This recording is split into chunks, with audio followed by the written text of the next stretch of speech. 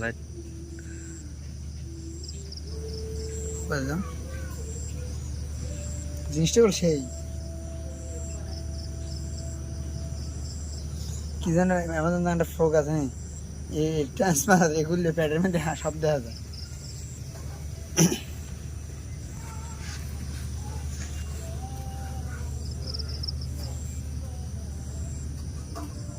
Zoom করা হবে জিকির করে। হ্যাঁ জিকির করে